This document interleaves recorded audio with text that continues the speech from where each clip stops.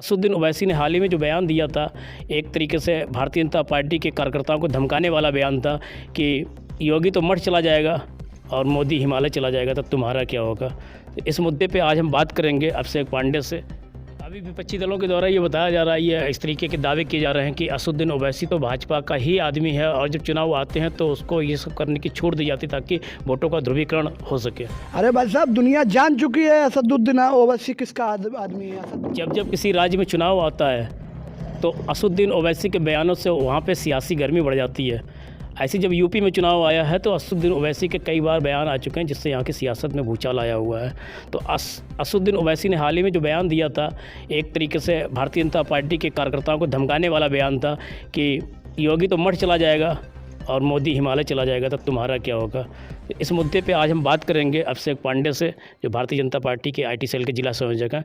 तो एक उन्होंने चेतावनी दी है कि अगर उनकी सरकार आ गई तो मोदी तो हिमालय चले जाएंगे, योगी मठ चले जाएंगे, तब तुम्हारा क्या होगा। तो ऐसे टाइम पे क्या करेंगे आप। देखिए, आपको पता है ओवैसी किसका वंशज है। ओवैसी नादिर शाह का वंशज है। वो नादिर शाह जो दिल्ली में मुगल आक्रांता के रूप में आया था, उसने दसियों लाख हिंदुओं का कत्लेआम करवाया था। दिल्ली की सड़कें खून से बहने लगी थी, नदियां बन गई थी। वो नादिर शाह और उसका वंशज ओवैसी क्या हिंदुस्तान में दंगे नहीं करा सकता है। ओवैसी एक मुगल आक्रांता बनना चाहता है।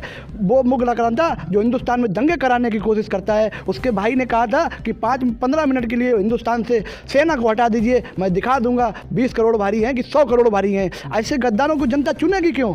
ये कहते हैं कि मोदी हिमालय चला जाएगा, योगी मठ में चला जाएगा। अरे बेटा, तुम ध्यान दो, तुम तो कब्रिस्तान में चले जाओगे, क्योंकि ना मोदी जाने वाले हैं ना योगी जाने वाले हैं। अगर वो चले भी जाएंगे तो हर घर से मोदी निकलेगा, हर घर से योगी निकलेगा, घर घर से मोदी निकलेगा।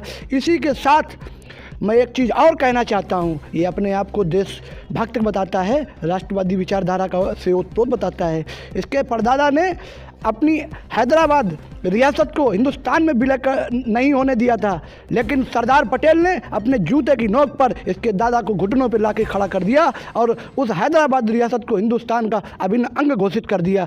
वो ओवैसी आज देश के विरोध में बोलता है, उसकी रैलियों में पाकिस्तान जिंदाबाद के नारे लगते हैं। ऐसे गद्दारों को केंद्र सरकार उठा के जेल की कोठरी के पीछे फेंक दे तो ज़्यादा अच्छा होगा। नहीं तो ये अपनी वोट बैंक की गंदी राजनीति के चक्कर में हिंदू और मुस्लिमों को मारने पर उतारू हो जाएंगे चुनाव के समय। ये गद्दार हैं, इन्हें अगर हम लोग राजनीतिक आतंकवादी कहें तो इसमें भी कोई दो राय नहीं है। तो क्या वजह है कि जब हिंदू मुस्लिम को लेकर कोई हिंदू अगर पोस्ट कर देता है छोटी सी भी तो उसे जेल डाल दिया जाता है, लेकिन ये ओवैसी के जो बार बार भड़काऊ बयान आते हैं इसके बाद भी कोई कार्रवाई नहीं की जाती। वजह क्या, सरकार आपकी यूपी में आपकी सरकार, केंद्र में आपकी सरकार, फिर क्यों नहीं इस पर लगाम लगाई जाती है ऐसे बयानों पर। देखिए, समय उसका पूरा हो चुका है, बस कुछ ही समय बचा है। उसके पाप का घड़ा भर चुका है। वो जल्द से जल्द या तो जेल के पीछे होगा या फिर कब्रिस्तान के नीचे होगा। उसकी ये घटिया सोच, घटिया मानसिकता, हिंदुस्तान को जलाने वाली मानसिकता को नष्ट नाबूद करने के लिए देश के प्रधानमंत्री और उत्तर प्रदेश के मुख्यमंत्री योगी आदित्यनाथ जी ने देश की सत्ता संभाल रखी है। आने वाले समय में ऐसे बहसी दरिंदे गद्दार राजनीतिक आतंकवादी जेल के पीछे होंगे या तो कब्रिस्तान के नीचे होंगे।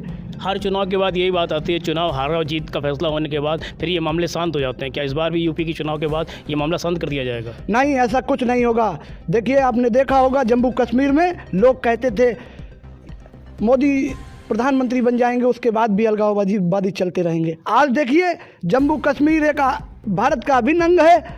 ना अलगाववादी हैं, ना आतंकवादी हैं, ना नक्सलवादी हैं। वहाँ पर कोई नहीं बचा है। वहाँ पर अगर कोई है तो हिंदुस्तान की एक आज़ादी है, जिस आज़ादी में आज पूरे देश का आम नागरिक, आम इंसान जम्मू कश्मीर में असली स्वतंत्रता का महत्व समझ पा रहा है। वहाँ पर आज भी सेव के बागान खिल उठे हैं, केसर के बाग खिल उठे हैं। वो किस वजह से खिल उठे हैं। वो धारा 370 हटने के बाद खिल उठे हैं, क्योंकि धारा 370 एक ऐसा कोड था जिस कोड को देश के यशस्वी प्रधानमंत्री और देश के गृह मंत्री ने अपनी हनक और अपने जूते के दम पर जम्मू कश्मीर को एक तरह से आज़ाद कराने का काम किया, धारा 370 हटाने का काम किया। और रही बात कश्मीरी पंडितों की, तो कश्मीरी पंडितों को भी न्याय दिलाने का काम भारतीय जनता पार्टी की सरकार और देश के प्रधानमंत्री जी ने किया है।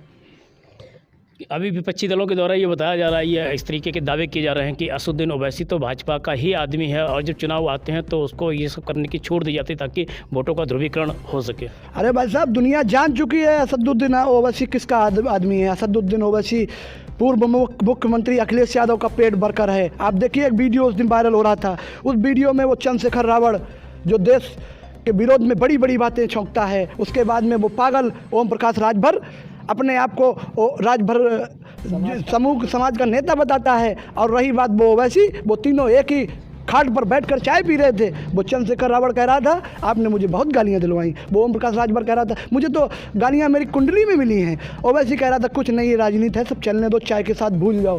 तो ऐसी राजनीति करने वाले ये देशद्रोही गद्दार मंच पर खड़े होकर राजनीति की बात करते हैं, वोट बैंक की राजनीति की बात करते हैं, लेकिन अंदर जाकर खाट पर बैठकर चाय पे सब भूल जाते हैं। चलिए, हाल ही में यूपी का चुनाव होने हैं, कब अधिसूचना जारी हो जाए इस पर कुछ नहीं कहा जा सकता है। ऐसे में अब देखना होगा कि चुनाव से पहले चुनाव के बाद कभी ओवैसी पे प्रतिबंध लगता है कि नहीं लगता। अगर नहीं लगता है तो कहीं ना कहीं ये साबित होगा कि वो भारतीय जनता पार्टी का आदमी है और सिर्फ वोटों के ध्रुवीकरण के लिए काम कर रहा है। अगर कार्रवाई होती है तो इसका मतलब कि एक समान रूप से सबके ऊपर अंकुश लगाया जा रहा है जो देश के विरोध में बात करेगा।